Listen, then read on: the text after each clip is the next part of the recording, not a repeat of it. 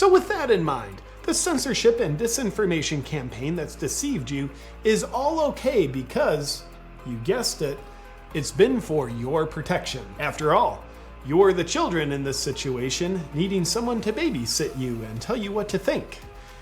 Unless, of course, you grow up and think for yourself like an adult. Luckily for you in the pandemic, the scientific consensus we advocate for comes from bureaucratic scientists controlled by global organizations instead of independent thinkers. Because us shoving these consensus views down your throat helps protect you from having your health choices made by you and your doctor. After all, it's been scientifically proven that you're too stupid to think for yourself.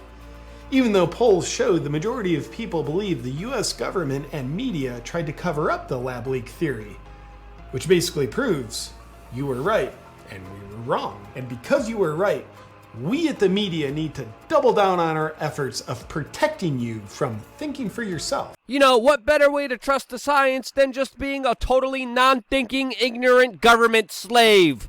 Welcome back, beautiful and amazing human beings. This is Luke Radowski of WeAreChange.org. Lots of crazy news to get into, especially surrounding Tucker Carlson and the large, unaccountable government spying agencies that now have admitted that he was right all along. A lot of things to say there, as well as a lot of very troubling financial news, which is unfolding right now with a bombshell announcement by Wells Fargo. We're going to be getting into that, plus a lot more. But before we do, the clip that we played in the beginning of this broadcast is from a full 8-minute and 32-second video by Awaken with JP. If you want to see the full video, the link to his channel is down in our description below, and he truly does some amazing work. Now, just jumping into some of the latest developments that we've been following closely here, we also have today the latest announcement that the Haitian police were able to take out 4 suspects that were allegedly responsible for the assassination of the Haitian president. 2 people were also arrested in this incident, while other people involved in this are alleged to be still at large. There's a manhunt underway. This as the police chief is vowing to capture them all alive or dead. And as the first lady that also has been injured during this assassination has been flown to Florida for future medical assistance. In other news today, the President of the United States is soon going to be addressing the nation about the Afghanistan withdrawal,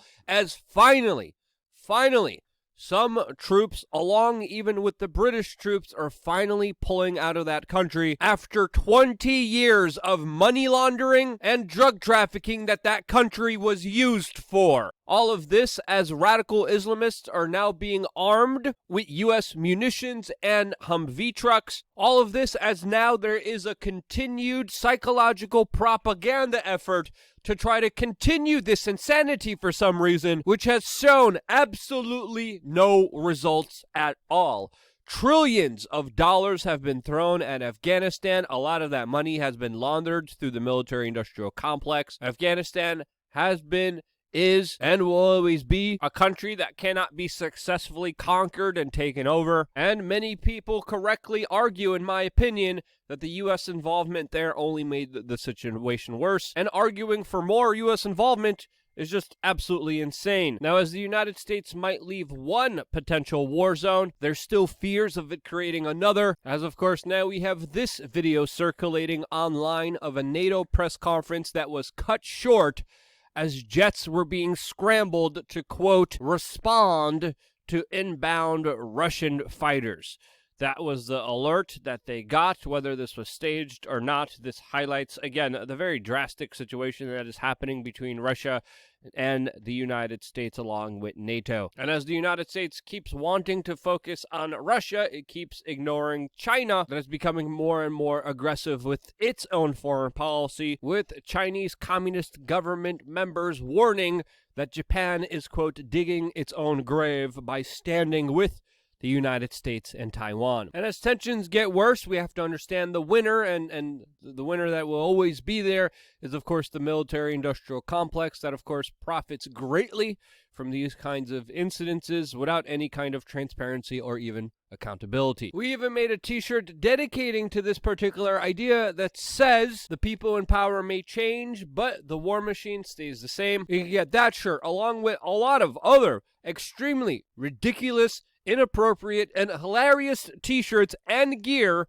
on thebestpoliticalshirts.com, our new t-shirt store that has absolutely been doing an incredible job at keeping independent media alive. Even if you have enough t-shirts, just scrolling through this store will at least give you a laugh. Check out some of the merchandise. And also, we have pictures of all you amazing, beautiful human beings who bought the merchandise. And if you want to see your photo here, whether you want to show your face or hide your face, send it anonymously or whatever way you want to info@wearechange.org, info@wearechange.org. We're actually checking emails. Send in your photos. We will put it down below with all the other great, amazing people who have decided to proudly wear these thought-provoking and conversation-starting shirts. Again, thebestpoliticalshirts.com. The link is down in the description below. Also, we're going to be doing another Luke Uncensored video, specifically talking about the absolute thuggery of some government officials who openly announced that they want to go for your children. There's also a lot of surprising information coming out of Australia, who is one out of 2 countries in the world right now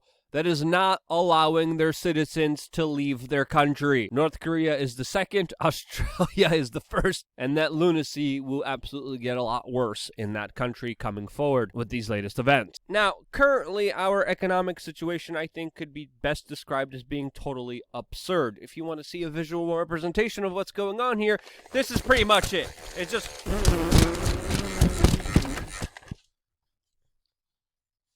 non-stop, ridiculous frickin' spending that obviously, if you're going to continue, there's going to be some serious ramifications because of, right? Well, not according to the banking institutions, the establishment, and the mainstream media that's been saying, no, there's nothing that's going to happen here.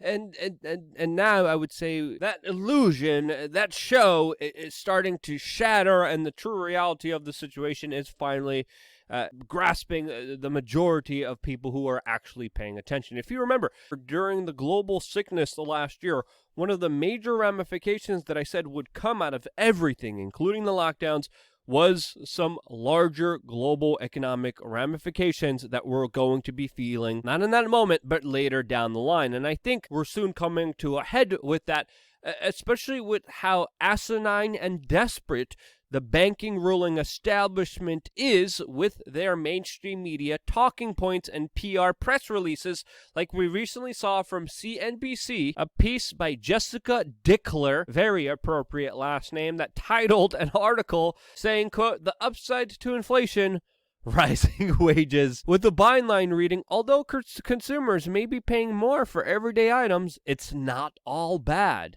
As inflation takes hold, wages may increase too." Maybe. You know, we'll see. Most likely not. But maybe, as your life savings are dwindled away and made meaningless, as your savings are being virtually taxed and eviscerated, maybe you'll start earning a little bit more at your wage slave jobs that barely pays the bills now. And again, this is one of the reasons out of many reasons why you cannot trust the mainstream media when it comes to understanding the larger picture of what's happening right now, because the situation is absolutely ridiculous. There's reports of 9.2 million job openings available right now where businesses cannot find people for them because of many contributing factors directly related to government intervention.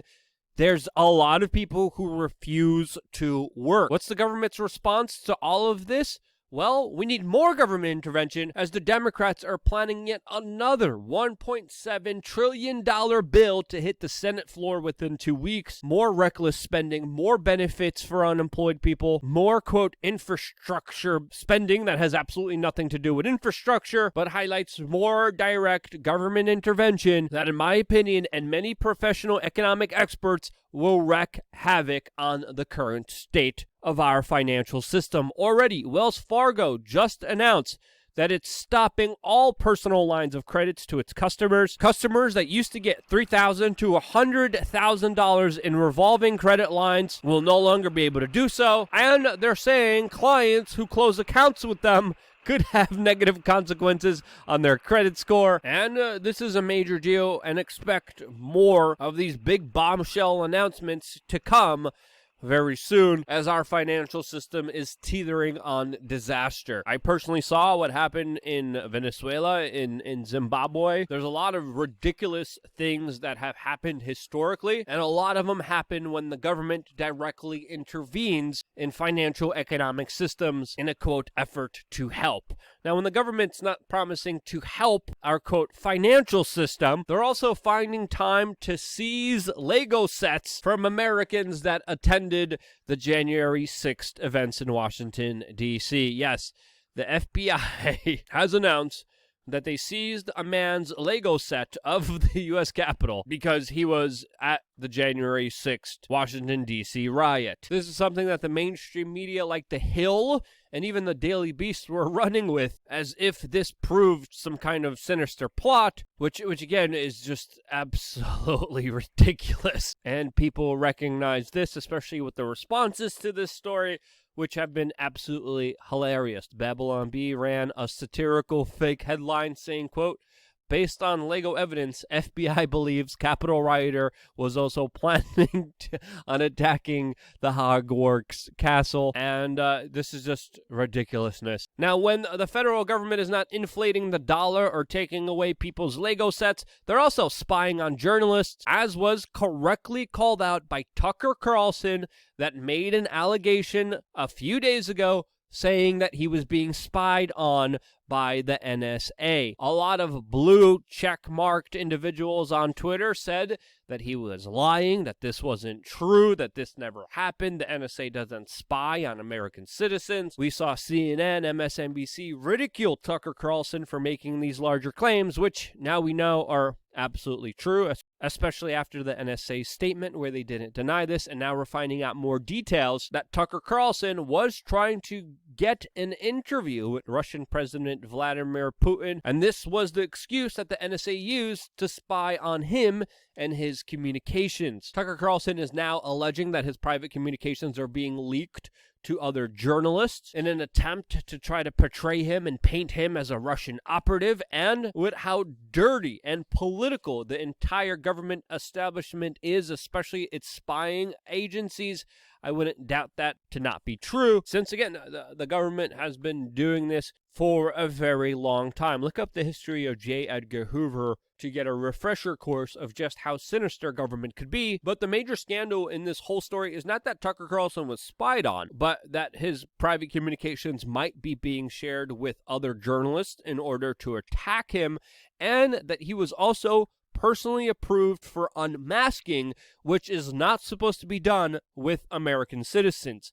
Tucker Carlson was not supposed to be unmasked. The NSA didn't follow the protocol that they were supposed to follow here, and they violated their own laws here since they released this information publicly to the general public. Now, some would argue that this is a clear form of intimidation and harassment. I think there's definitely an argument to make there. At least Tucker Carlson's identity should have been kept secret here. It hasn't. There should be an official explanation and some repercussions for doing so. Will that happen? I highly doubt it, especially from an unaccountable, secretive government institution that routinely abuses the law. In my opinion, what's happening here to Tucker Carlson is absolutely ridiculous, and it shows just another grave political escalation and attacks against people who threaten the current power establishment that is becoming more and more desperate to try to keep all of the power that they could get. The mainstream media darlings and prostitutes are still launching more attacks on Tucker Carlson with the same blue check-marked individuals who literally went from "it's a conspiracy theory, you're crazy to think that the NSA is spying on you,"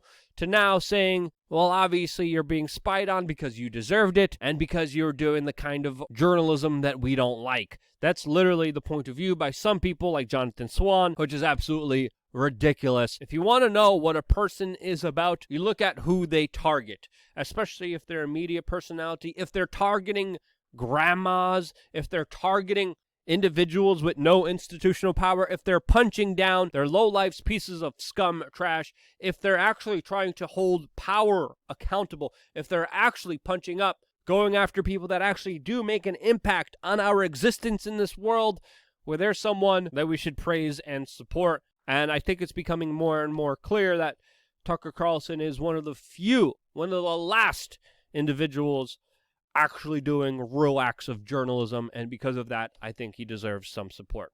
That's my point of view. If you think I'm wrong in any way, shape, or form, let me know why down in the comment section below. I always appreciate your constructive criticism. I always appreciate your comments. I always appreciate being able to get a different perspective that I normally would from my confirmation bias and echo chambers in the comment section below, where YouTubers will definitely let you know what is up no matter what. They don't hold back there, and I love that. And I deep down appreciate it, because at the end of the day, I wouldn't be here if it wasn't for you. I got a good video coming up for LukeUncensored.com.